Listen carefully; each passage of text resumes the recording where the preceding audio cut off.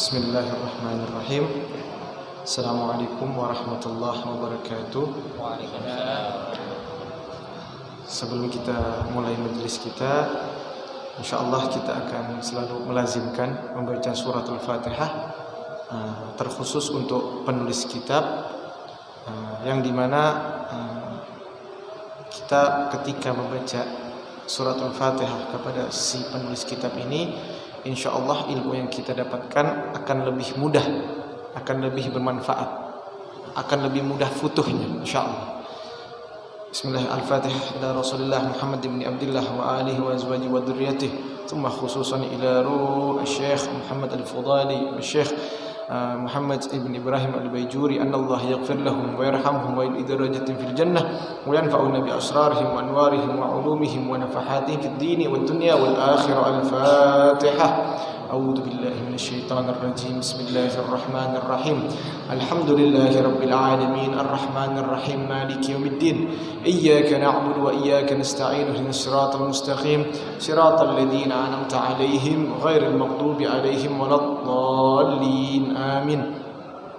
Lalu kita lanjutkan dengan membaca niat belajar. Bismillahirrahmanirrahim.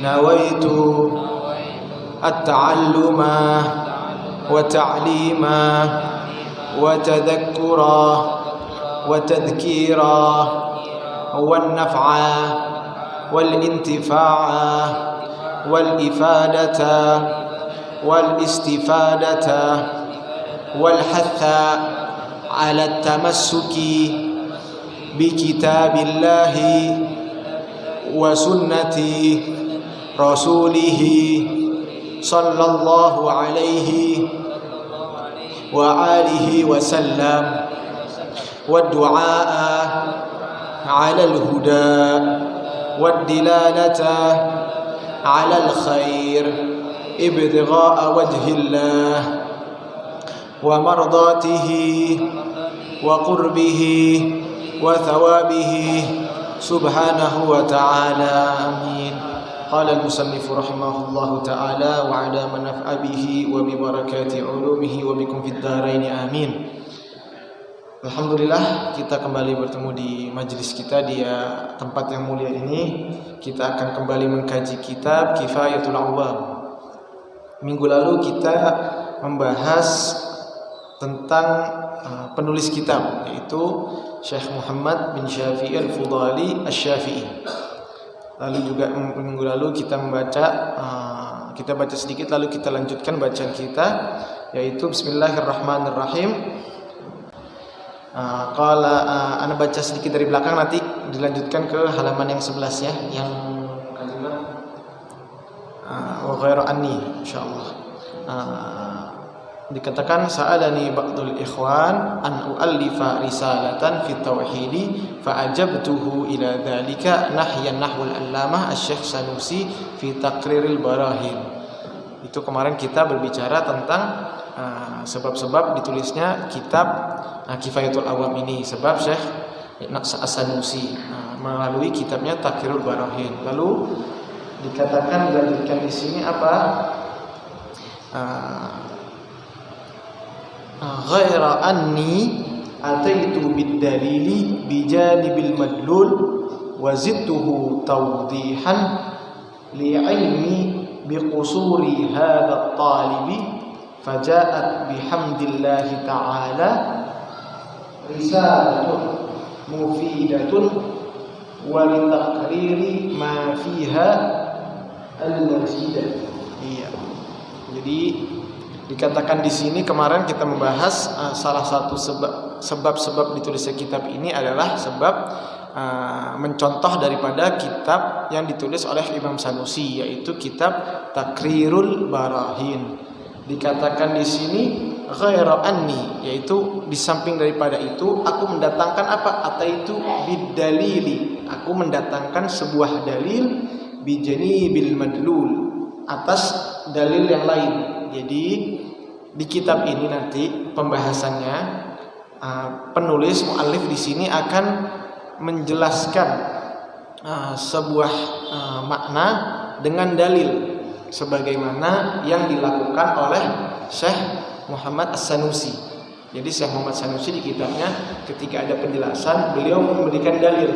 Tetapi di kitab ini beliau selain memberikan dalil, di samping itu beliau memberikan dalil lagi sebagai penguat daripada dalil sebelumnya. Makanya dikatakan ataitu bid-dalili bijanibil madlul. Nah, dikatakan wazidtuhu tawdihan li ilmi. Nah, dikatakan setelah ada sebuah dalil, Syekh Fudhali di sini memberikan penjelasan lagi atas dalil tersebut. Jadi dengan tujuan apa? Dengan tujuan wazidtuhu tawdihan, agar bertambahlah pemahaman kita terhadap penjelasan beliau. Jadi ulama di zaman dahulu itu selalu berusaha untuk memahamkan murid-muridnya. Ketika beliau sudah memberikan sebuah penjelasan, beliau di situ merasa, oh, jika saya berikan penjelasan lagi akan lebih paham. Makanya saya pernah katakan ada yang disebut dengan matan, ada yang disebut dengan syarah, ada yang disebut dengan hasyiyah. Nah, jadi matan ini wah susah nih, nggak paham nih, dikasih syarah dijelasin bla bla bla bla bla. Jadi ada sebuah kata dikasih penjelasan, itu disebut syarah. Logikanya nih kayak guru ngejelasin ke muridnya. Ketika guru ngejelasin ke muridnya, harusnya muridnya kan paham. Logikanya kan begitu. Tetapi terkadang murid nggak paham. Akhirnya ada satu orang lagi yang menjelaskan penjelasan gurunya. Dengan tujuan apa? Agar lebih mudah difahami oleh orang-orang lainnya. Nah, itu yang dimaksud oleh beliau. Beliau ada sebuah kata, beliau memberikan penjelasan. Tetapi dari penjelasan ini beliau berikan lagi penjelasan dengan tujuan apa? Dengan tujuan untuk menambah pemahaman daripada thalibul ilmi. Tidak sampai di situ, ternyata apa? Tawdihan li ilmi bi usuri hadza talib. Nah, dikatakan itu beliau memberi penjelasannya dengan kadar keilmuan beliau. Nah, beliau ini kan orang alim. Nah, meskipun beliau mengatakan dengan kadar keilmuan beliau, tetapi kadar keilmuan beliau ya seorang alamah, seorang alim, seorang ahli ilmu kalam. Dengan biqusuri hadza talibi. Ya, jadi beliau di sini pun memprediksi. Jadi di tahun-tahun yang akan datang, bukan di tahunnya beliau nih. Beliau mengatakan biqusuri hadza talib ini maksudnya apa? Dengan kelemahan-kelemahan pelajar atau seorang yang pencari ilmu. Jadi qusuri kayak rendah atau lemah. Jadi beliau tahu nih orang-orang bakal susah memahami daripada penjelasan-penjelasan tentang ilmu akidah. Makanya di sini beliau memberikan penjelasan atas penjelasan dengan tujuan agar orang-orang yang nantinya nggak paham ini akan menjadi paham. Jadi beliau sudah memikirkan itu nih. Guru-guru nih udah mikirin murid gitu. Nggak harusnya kan ya logikanya murid-murid mikirin guru gitu. Tetapi ini enggak, saking pedulinya beliau sampai beliau mikirin, oh nih kedepannya nih orang-orang bakal makin melemah ilmu alatnya, makin melemah pemahamannya, sehingga satu penjelasan itu tidak cukup, tetapi membutuhkan penguat daripada penjelasan tersebut. Dapat dipahami insyaallah. Iya. Jadi karena ilmu akidah ini kan agak ribet. Jadi ketika kita jelasin Allah itu wujud itu artinya ada. Maksudnya apa ini ada nih? Ntar dikasih dalil, belum paham lagi, dikasih dalil lagi sampai paham. Nanti kita bakal bahas di kedepannya. Jadi intinya beliau memberikan keterangan, memberikan dalil atas dalil tersebut, memberikan penjelasan atas penjelasan. Karena apa? Karena beliau berpikir ke depannya akan banyak orang-orang yang pemahamannya itu tidak sempurna, sehingga dengan diberikan penjelasan ini beliau berharap akan mendapat dipahami dengan baik oleh para pencari ilmu. Kira-kira begitu. Lalu dilanjutkan wa sammaituha kifayatul awam fi ma yajibu alaihim min ilmil kalam. Lalu apa disebutkan sini? Diberi nama oleh beliau, oleh muallif, apa kitab ini adalah Kifayatul Awam fi ma yajibu alaihi min ilmil kalam. Jadi nama kitab ini itu adalah Kifayatul Awam. Apa sih artinya Kifayatul Awam? Nah, di sini dijelasin. Kifayatul awam itu yang diartikan di sini adalah kitab ini dimaksudkan apa? Untuk memberi kecukupan bagi orang awam.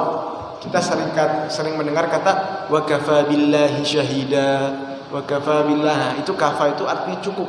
Jadi kifayatul awam ini maksudnya cukuplah kitab ini itu untuk memberi pemahaman kepada orang-orang awam. Jadi memang tujuan kitab ini untuk kita-kita nih, orang yang di zaman yang akan datang akan sulit memahaminya. Jadi insya Allah dengan kitab ini insya Allah cukup bagi kita orang-orang awam untuk memahami tentang ilmu tauhid. Mudah-mudahan maksud daripada beliau ini dan berkat Fatihah yang kita bacakan ini akan sampai daripada maksud beliau, yaitu apa? Kita diberikan pemahaman atas kitab Kifayatul Awam ini. Dikatakan apa? Kitab ini akan memberi kecukupan bagi orang awam, yaitu apa? Fima yajibu alaihi min ilmil kalam, segala sesuatu yang dengan ini, maksudnya apa? Dengan kitab ini orang awam akan merasa tercukupi dari segala hal-hal yang wajib diketahui dari ilmu kalam. Jadi ilmu kalam itu sebenarnya kan luas pembahasannya.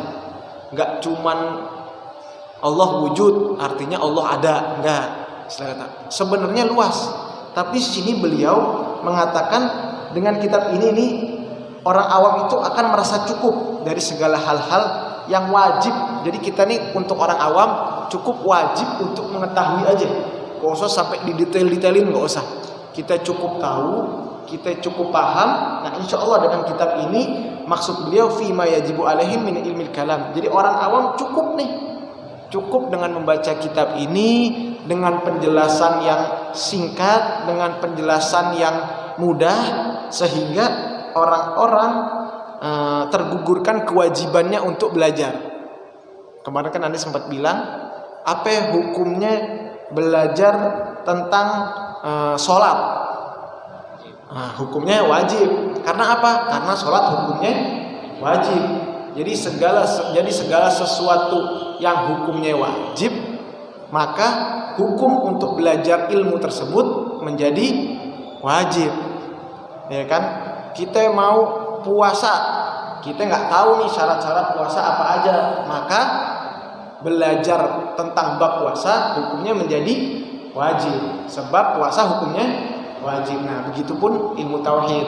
Karena ilmu tauhid ini dasar daripada agama, maka beliau bilang untuk menggugurkan kewajiban kita nih ilmu tauhid, maka kitab ini dengan penjelasannya yang beliau berikan semudah-mudahnya, penjelasan atas sebuah penjelasan, sehingga tergugurlah kewajiban kita untuk belajar ilmu tauhid. Dan di sini juga sebenarnya apa sih yang dimaksud dengan orang awam ini? Dikatakan orang awam itu siapa-siapa yang tidak mampu atau tidak faham terhadap ilmu akidah dan dalil-dalilnya. Jadi kalau ditanya kategori awam itu gimana sih? Awam itu berarti orang-orang yang kira-kira kalau kita disebutin ilmu akidah masih bingung, disebutin dalilnya kita masih belum paham. Nah itu definisinya tuh. Jadi kitab ini diberikan bagi orang-orang yang awam, ya termasuk ya Al-Fakir sendiri, kita sendiri masih sama-sama belajar. Jadi kita yang kalau disebut apa itu mukhalafatul hawadisi qiyamuhu li nafsihi wahdaniyah, ini apa nih artinya? Nah kita disebut dengan orang awam. Jadi tujuan kitab ini ya cocok nih untuk kita nih. Jadi pas banget buat kita bahas di majelis kita ini. Insya Allah mudah-mudahan yang sedikit menjadi manfaat. Lalu dikatakan wallahu ta'ala as'alu an yanfa'a biha wa huwa hasbi wa ni'mal wakil. Dikatakan juga di sini beliau di sini berdoa ya, wallahu ta'ala as'alu an yanfa'a. Jadi beliau berharap bahwa apa yang beliau tulis ini menjadi bermanfaat. Wa huwa hasbi, hasbi ai bi makna kafa, yakni cukup. Wa huwa hasbi wa niwaki, bahwasanya cukup baginya itu Allah Subhanahu wa taala, wa ni'mal wakil, yaitu yang Maha memberi nikmat, yaitu wakil daripada segala nikmat-nikmat yang Allah berikan. Dikatakan juga maksud daripada hasbi di sini apa? Yaitu pujian. Beliau melakukan pujian kepada Allah Subhanahu wa taala. Karena apa? Karena telah memberikan beliau anugerah untuk menulis kitab ini. Jadi kita kalau misalkan kalau orang-orang yang kuliah biasanya terima kasih kepada dosen ini, terima kasih kepada pembimbing begini. Itu kan lazimnya begitu. Nah, penulis kitab pun begitu. Karena yang membimbing para penulis ini adalah Allah Subhanahu wa taala, sehingga beliau berkata, wallahu taala an asala an yanfa'a biha, mudah-mudahan apa yang saya tulis ini menjadi bermanfaat, wa huwa hasbi wa ni'mal wakil. Jadi beliau mengatakan bahwa sungguhnya Allah itu cukup bagiku dan Allah yang memberikan nikmat atas apa-apa yang aku tulis ini. Dan sekarang kita masuk nih ke dalam pembahasan intinya. Maksudnya awal-awalnya. Kemarin kita baca mukadimahnya, sekarang kita mulai masuk ke pembahasan kitabnya. Bismillahirrahmanirrahim. I'lam annahu yajibu ala kulli muslimin an ya'rifa khamsina aqidatan. Ya, dikatakan di sini i'lam, ketahuilah, annahu yajibu ala kulli muslimin an ya'rifa khamsin aqidatan. Wajib atas setiap muslim, wajib nih atas setiap muslim, beliau katakan an ya'rifa khamsin aqidatan, untuk mengetahui akidah yang 50. Apa itu akidah 50? Nanti kita bahas. Ini awal-awal dulu, perkenalan. Jadi beliau mengatakan bahwasanya wajib bagi setiap muslim untuk mengetahui akidah yang 50. Cukup tahu aja nih, ada nih namanya akidah 50. Yang pertama nih. Lalu apa dikatakan selanjutnya? Wa kullu aqidatin yajibu alaihi an ya'rifa laha. Nah, kalau tadi nih kita cukup mengetahui ada yang namanya akidah 50. Step selanjutnya apa? Bahwasanya kullu aqidatin, dari setiap akidah 50 nih, akidahnya kan 50. Akidah 1 apa, 2 apa, 3 apa. Nah, dari setiap yang 1, 2, 3, 4 ini wajib kita untuk mengetahuinya. Nah, jadi yang pertama, tingkatan pertama, kita cukup tahu aja bahwasanya ada akidah 50. Lalu nggak sampai di situ, beliau mengatakan setelah kita mengetahui ada akidah 50 ini, selanjutnya kita wajib mengetahui daripada setiap akidah tersebut. Dari setiap satu-satu tersebut dibahas satu-satu apa-apa saja akidahnya. Lalu ditanya, dikatakan di sini kan likulli muslimin. Maksudnya gimana nih muslimin ini? Apakah setiap orang yang sudah lahir dari bayi itu atau seperti apa? Enggak. Jadi yang dimaksud muslimin di sini adalah yang sudah mukallaf. Orang muslim yang sudah terbebani oleh agama, yang sudah akil, yang sudah baligh, yang sudah tahu halal dan haram, maka wajib untuk mengetahuinya. Makanya ya lagi-lagi kita kembali ke perkataan awal, wajib hukumnya untuk belajar ke atas sesuatu yang nantinya akan kita ketahui, yaitu ilmu akidah. Dilanjutkan apa di sini? Dalilan ijmaliyan atau tafsiliyan qala ba'duhum. Sebelum kita lanjut ke sana, dikatakan di sini kan tadi kan dikatakan kita wajib mengetahui dalil-dalil. Kan tadi penjelasan yang pertama nih dikatakan kita wajib mengetahui akidah 50 secara umum. Yang kedua, kita wajib mengetahuinya satu persatu. Yang ketiganya ada penjelasan lagi nih. Setelah satu-satu ini kayak gimana penjelasannya? Kita harus mengetahuinya ini baik dalilnya secara ijmali maupun secara tafsili. Apa ijmali tafsili? Tafsir ijmali ini penjelasan secara umum, secara global. Bahwasanya misalkan ditanya apa dalil bahwa Allah itu ada, dikatakan dalil bahwa Allah ada itu adanya alam ini. Nah, ini disebut dengan dalil ijmali, dalil yang umum. Enggak dijelasin kenapa-kenapanya, enggak. Disebutnya apa buktinya Allah ada? Yaitu adanya alam semesta ini. Itu dalil yang umum. Lalu apa yang dimaksud dengan dalil tafsilian atau dalil yang terperinci? Ketika dibilang apa dalil adanya Allah, kalau ijmali atau yang global tadi menyebutkan bahwasanya alam ini menjadi bukti, kalau tafsilinya menyatakan bahwa segala sesuatu misalkan dikatakan bahwasanya buktinya Allah ini adalah adanya alam ini, penjelasan rinciannya bahwasanya alam ini ada tidak mungkin tanpa adanya yang menciptakan, dan segala sesuatu yang ada di muka bumi ini pasti ada yang menciptakannya. Jadi terperinci pertanyaan-pertanyaan itu yang disebut dengan tafsili atau terperinci. Jadi kalau yang pertama cuma dikatakan apa dalilnya Allah ada, bahwasanya alam ini menjadi bukti. Lalu apa perinciannya dikatakan? Perinciannya ya tidak mungkin alam ini ada tanpa ada yang menciptakan. Tidak mungkin alam di dunia ini dengan segala makhluk-makhluknya itu terjadi dengan sendirinya. Pasti semua ada yang menciptakan. Tidak mungkin kita ini bergerak hanya oleh diri kita. Pasti kita ada yang menciptakan dan lain sebagainya. Jadi terperinci. Jadi beliau mengatakan di sini, setelah kita memahami akidah secara umum, kita memahami akidah secara satu persatu, tingkatan ketiga kita akan memahami dalilnya itu baik secara global maupun secara terperinci. Nanti contoh-contohnya bakalan banyak tuh ke depannya, tapi kita bahas pelan-pelan. Kalau kebanyakan nanti puyeng saatnya, pelan-pelan aja.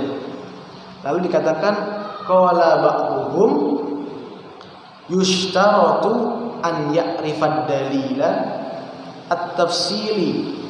Nah, dikatakan sebagiannya nih, qala ba'dhum, sebagian ulama, yushtaratu an ya'rifad dalila at-tafsili.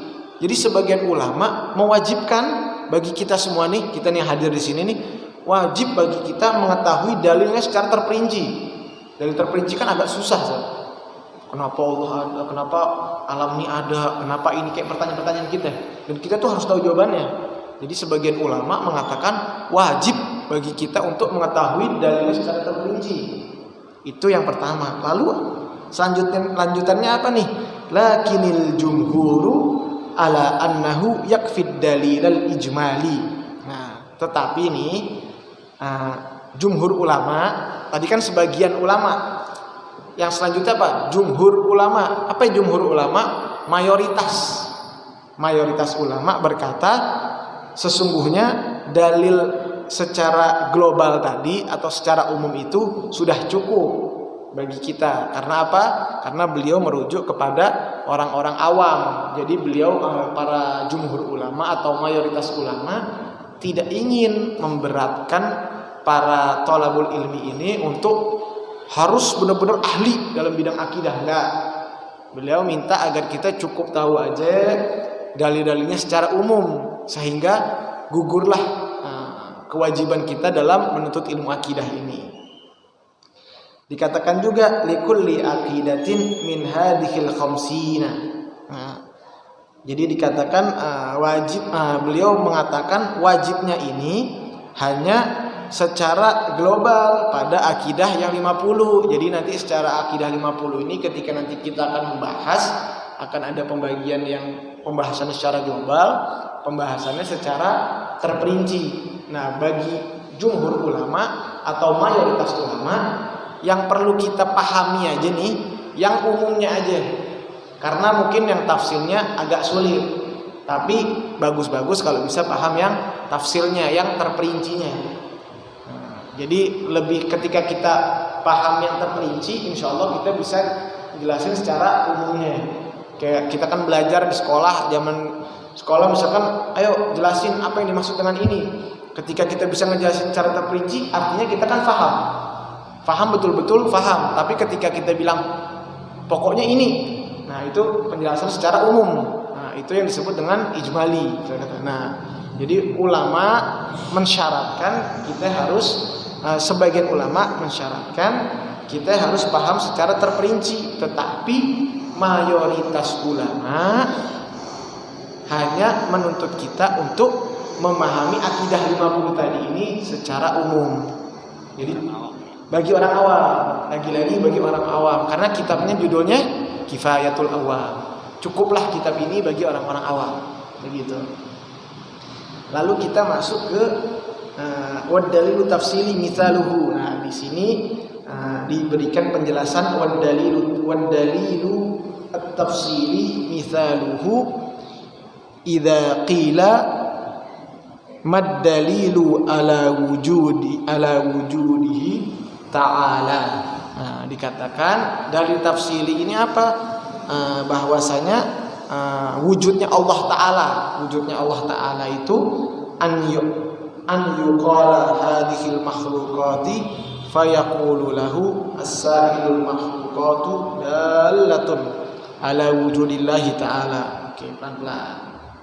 Jadi dikatakan di sini dalil tafsirnya ini contohnya apa?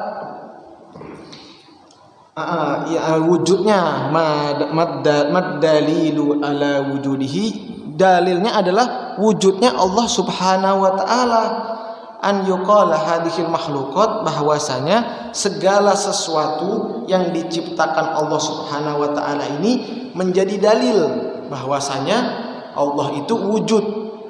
Nah, yang tadi Anda bilang bahwasanya enggak cuma alam ini tapi seluruh makhluk. Jadi kalau tanya apa dalil bahwa Allah Subhanahu wa taala ini ada, ya bahwasanya segala makhluk yang ada di muka bumi ini adalah ciptaan Allah.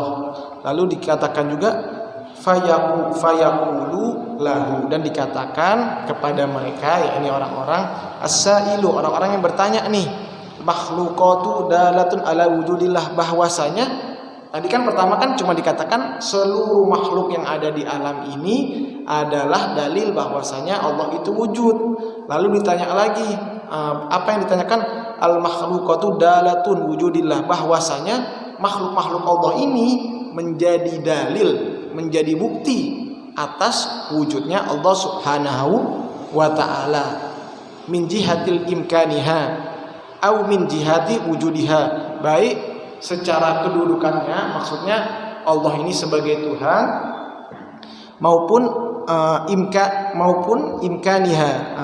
imkaniha autun wujudiha, maupun wujudnya Allah, kedudukannya Allah sebagai Tuhan, maupun bahwasanya membuktikan Allah itu ada ba'da adamin.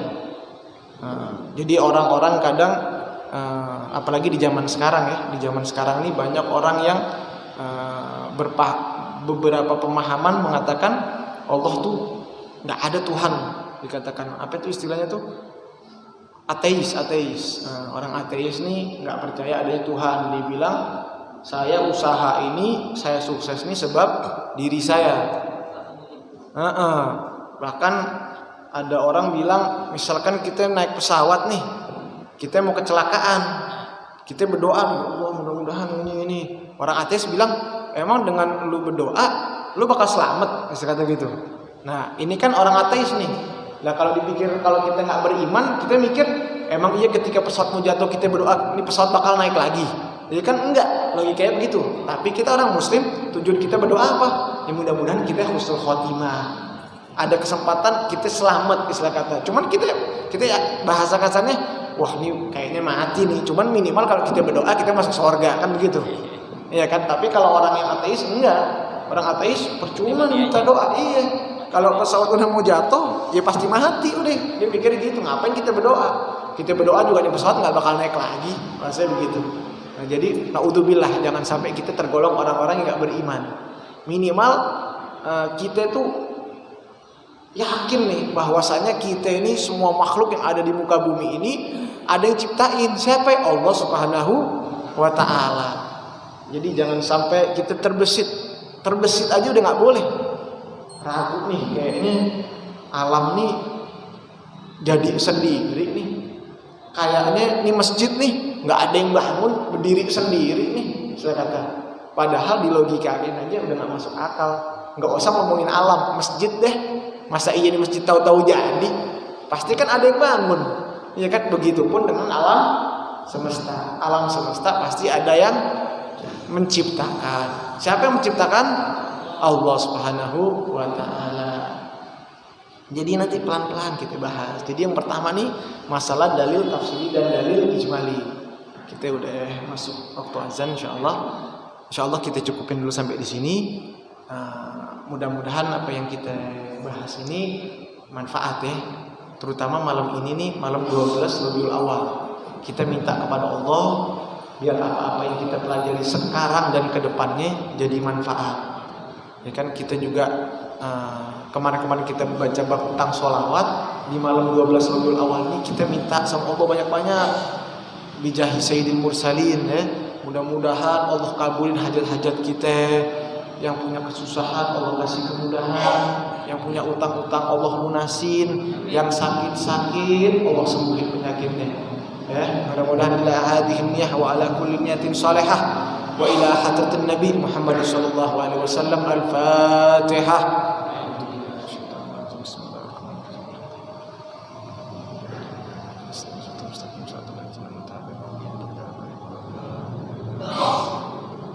Bismillahirrahmanirrahim. Alhamdulillahirabbil alamin. Allahumma shalli ala sayyidina Muhammad wa ala ali sayyidina Muhammad.